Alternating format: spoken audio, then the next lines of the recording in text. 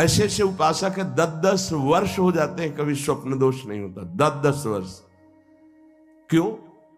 क्योंकि उसका चिंतन नहीं होना चाहिए। मनोवाह नाड़ी जो शरीर के अंदर है, जैसे दूध में घी समाया हुआ है, वो कहीं एक स्थान पे नहीं है, ऐसे पूरे शरीर में समाया हुआ है। वो जैसे दूध को हम औटाकर गर्म करके दही बना के फिर उससे मक्खन निकालते, फिर घी निकलता है, ऐसे एक नाड़ी है मनोवाह, उसमें इतनी चिंतन से गर्मी पैदा होती कि तत्काल पूरे रक्त से वो उसको घसीट लेती है और मनोवाह नाड़ी फिर उसे बाहर कर देती है। चिंतन आपका ठीक हो, तभी कहा है इच्छा रहित तो कुछ नहीं बिगड़ने वाला। संत सदगुरुदेव का आश्रय लेने पर सबसे पहला कदम ब्रह्मचर्य पर होता है। अगर ब्रह्मचर्य ठीक है तो आपकी दिनचर्या ठीक है। सर्दी, गर्मी, बरसात, रोग, शोक, मान अपमान, दुख सुख, सब कुछ आनंद पूर्वक सहने की सामर्थ्य आती है। जितना ब्रह्मचर्य क्षीण होता जाएगा उतनी आपको अधिक सर्दी लगेगी, अधिक गर्मी लगेगी, चिड़चिड़ा स्वभाव हो जाएगा, कुछ कार्य करने का मन नहीं, पड़े रहने का मन रहेगा, आपके अंग प्रत्यंग ये प्रमादी हो जाएंगे, इंद्रियां प्रमादी हो जाएंगी। ब्रह्मचर्य में एक अलौकिक तेज रहता है, हर इंद्रिय चेष्टायु, हर क्रिया जो भागवतिक व्यवहारिक, उसमें एक नवीन उत्साह बना रहता है। इसलिए परमार्थ के व्यवहार के जो भी कार्य करने हमें जो पावर चाहिए वो ब्रह्मचर्य से। अब ये जो सूत्र जब गुरुकुल में भर्ती होते थे, गुरु शरण होते थे, तो सबको 20-25 वर्ष तक ब्रह्मचर्य ही रहना होता था। अब ये आज का जो आधुनिक पढ़ाई, इसमें ब्रह्मचर्य का कोई महत्व ही नहीं है। ये तो भगवान की कृपा से कुछ संत महात्माओं के ऐसे वचन, तो उनसे पता चलता है कि ब्रह्मचर्य भी कोई है, नहीं तो किसी को पता ही नहीं कि ब्रह्मचर्य किसे कहते हैं। बस मनमानी आचरण करना, नए नए बच्चों में संस्कार ऐसे बिगड़ गए, वो जानते ही नहीं कि मैं क्या खिलवाड़ कर रहा हूं अपने जीवन के साथ।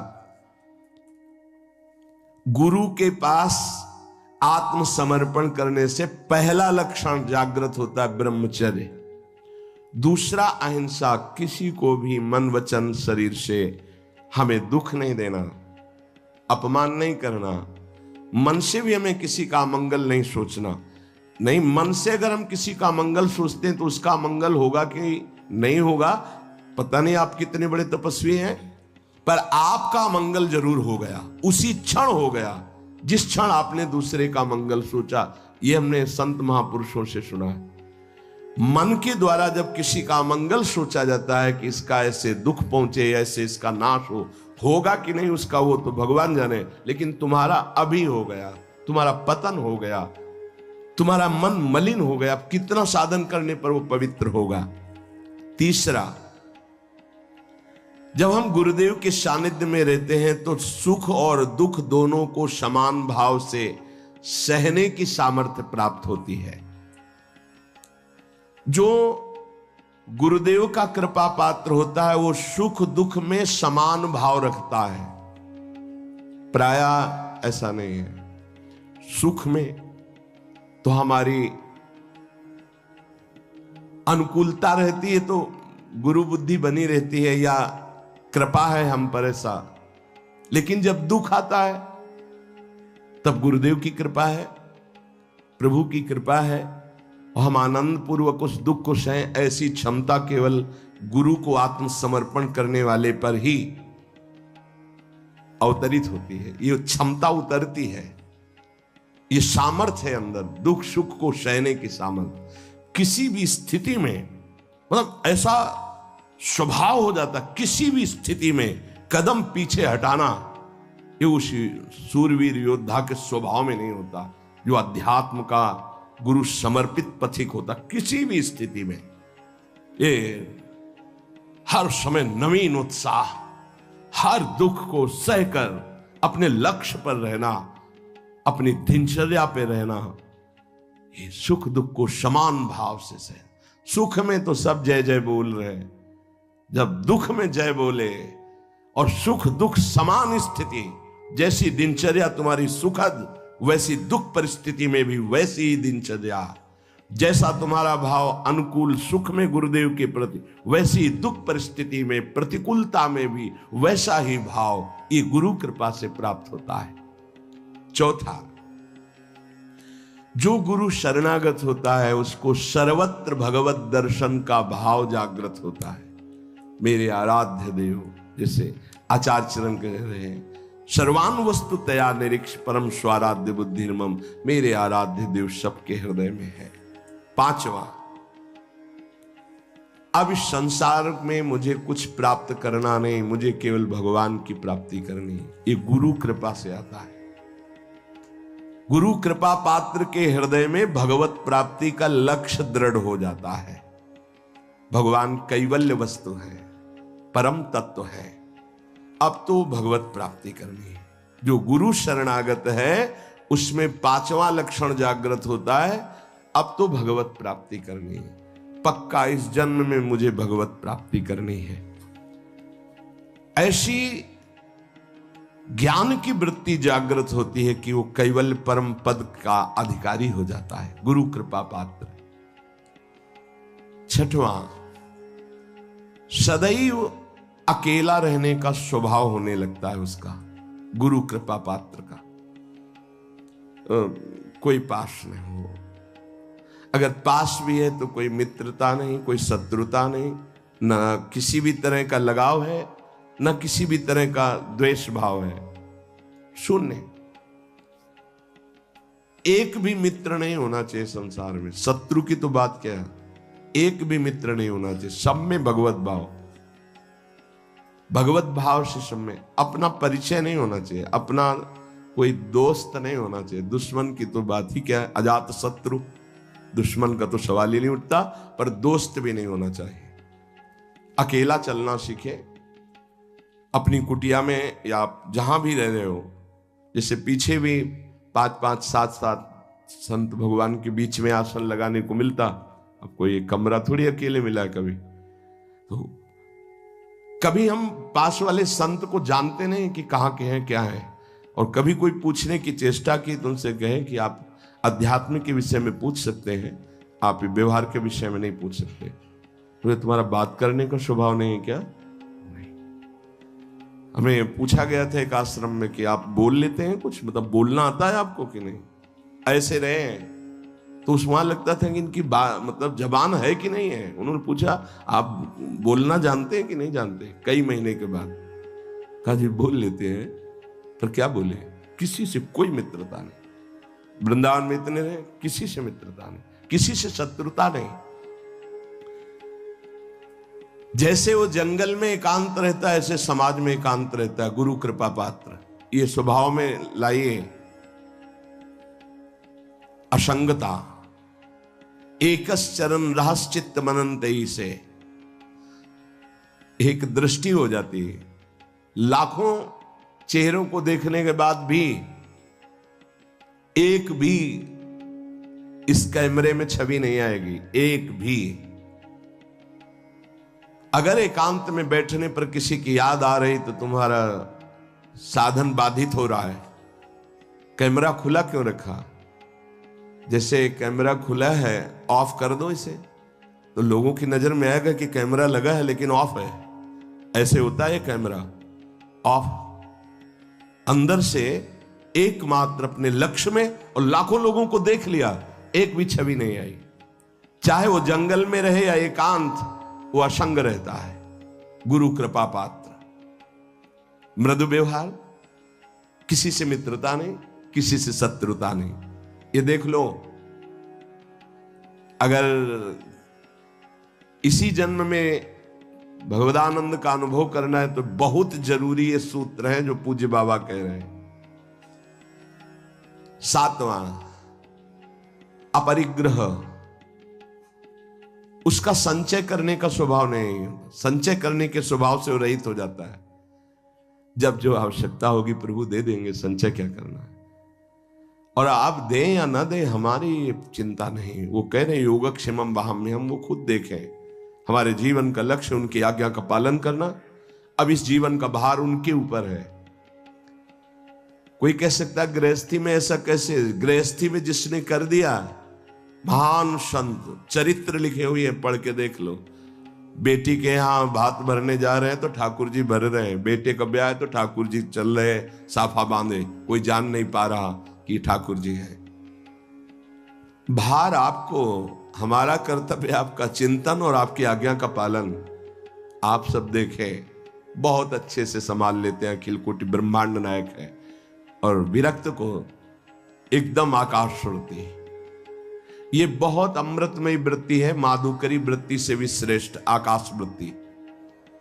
आप जो हमारे सामने भेजेंगे वही पाएंगे, अन्यथा नहीं, ऐसे भी नहीं। एक है माधुकरी वृत्ति और एक ये है आकाश वृत्ति, मतलब भगवत विधान से आएगा जो आएगा। जैसे अपने लोग सब हैं आकाश वृत्ति में है, अब प्रभु की इच्छा से है तो आज वो ऐसा पवा दे रहे हैं, उनकी इच्छा है आज ऐसा, और जब उनकी इच्छा न हो तो सब बैठ करके चरणामृत लेके राधा नाम कीर्तन करें। उन्हीं की व्यवस्था से है, किसी से किसी का यहाँ ऐसा नहीं है कि अमुक के द्वारा नहीं। हमारे प्रियालाल से प्रेरित होकर कोई जैसे तो चल रहा है, हमारा किसी व्यक्ति से नहीं चल रहा, प्रियालाल से चल रहा। तो प्रियालाल जब जहां से जैसे आते हैं, जिस रूप में जो देते हैं उसी से व्यवस्था। आकाश वृत्ति तब मानी जाएगी आकाश वृत्ति जब किसी को संकेत भी न किया जाए कि ऐसा, थोड़ा संकेत भी नहीं। और इस बात के लिए बहुत कड़ाई से यहां है कि अगर कभी किसी को कोई संकेत करते मिल जाए तो ये समझ लेना कि वो हमारे सिद्धांत के विपरीत अपराध कर रहा है, और वो जरूर हमें सूचना दी जाए। संकेत भी नहीं कि आज आप संतों को भोजन करा दीजिए, संकेत भी नहीं। हाँ, कोई प्रार्थना करता है, ठीक भाई, आप जो दे देते हैं उसी से हम संतों को पवा देते हैं। अगर 1 रुपया आता है तो 1 रुपये में भी भंडारा हो जाएगा। 1 रुपये का नमक ले आओ, दाल में डाल दो, सब संतों को पवाने हो जाएगा। हमारा भगवत विधान से चले। आकाश वृत्ति बहुत अमृतमयी वृत्ति होती है, और बड़ी निश्चिंतता होती है इसमें, और बड़ी क्षमता होती है इसमें। कई दिन न मिलने पर भी कोई निराशा नहीं होती थी काशी में। अपरिग्रह, अपने लिए शरीर सुख के लिए संचय ना करें, ये वृत्ति आ जाती है। गृहस्थ में भी रहते हुए अपने लिए नहीं, ये परिवार है, अतिथि है, उनके अपने भोग वासना का गुरु कृपा पात्र के हृदय में स्थान नहीं रह जाता है।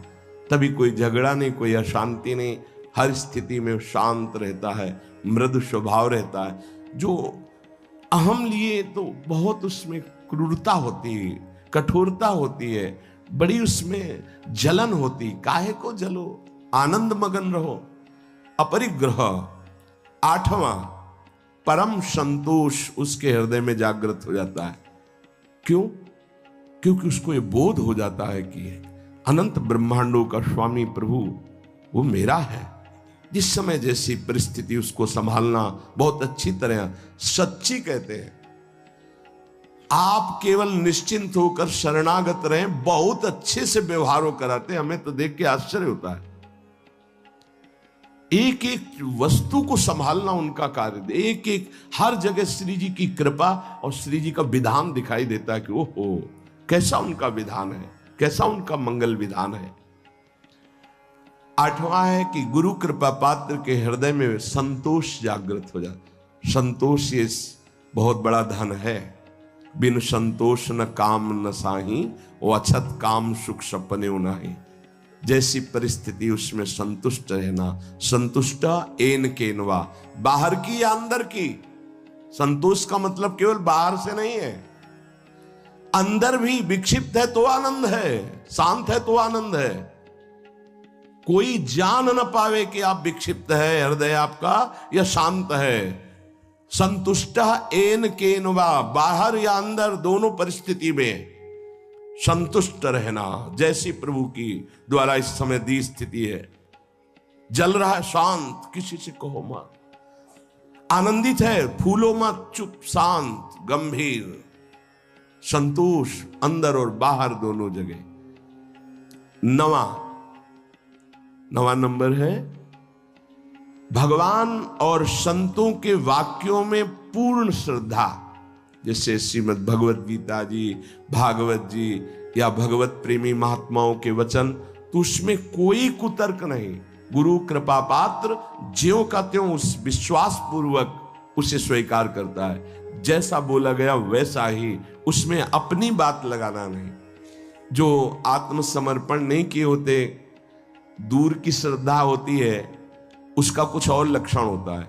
जितना बोला गया उतना वो पहले अपने अनुकूल निकालते हैं उसमें से, कि ऐसे भी तो हो सकता है, ऐसा थोड़ी होता है, ऐसा होता, और फिर अनुकूल बात वो स्वीकार करते हैं। गुरुदेव या शास्त्र कभी मन के अनुकूल नहीं होते, मन को उनके अनुकूल बनाना पड़ेगा।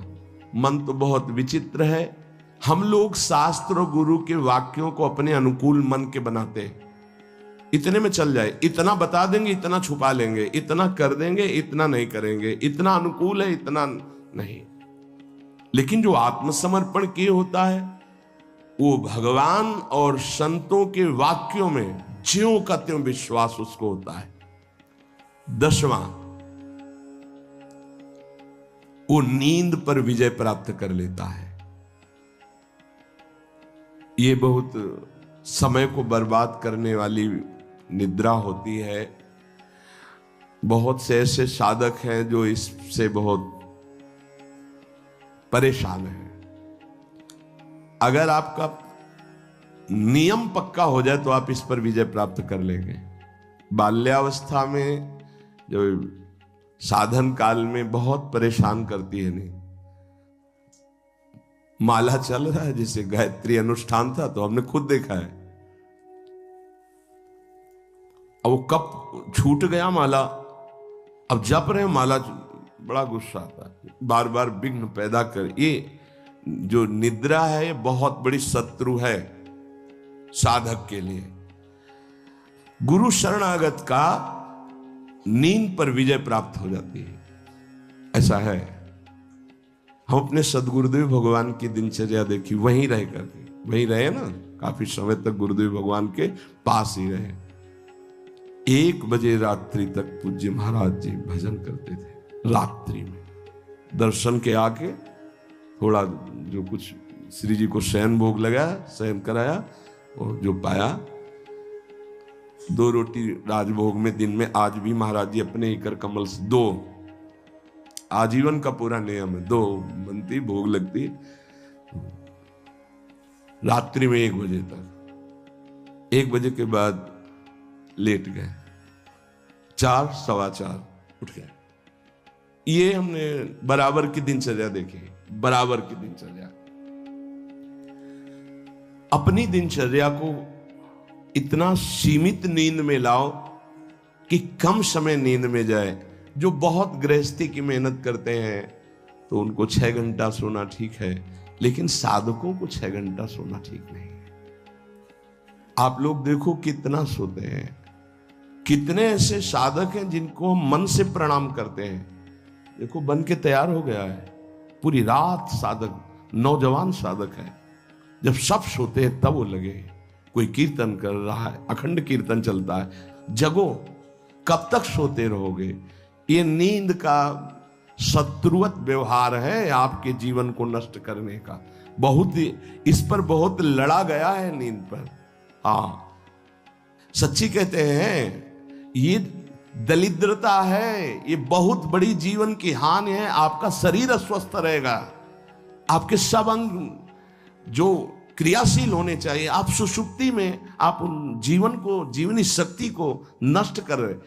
थोड़ा सा युक्ताहार विहार से थोड़ा सा नींद ले लो, जरूरी है। 3 घंटे ले लो, 4 घंटे ले लो। ये पड़े रहना बहुत दरिद्रता है। ये नींद जो है, ये हमें भगवत प्राप्ति में बड़ी बाधा पहुंचाती है, तमोगुण का लक्षण है, इसमें उठना चाहिए। 11वां है, जो गुरु कृपा पात्र है उसके हृदय में 3 दंड प्रकाशित हो जाते हैं। 3 दंड।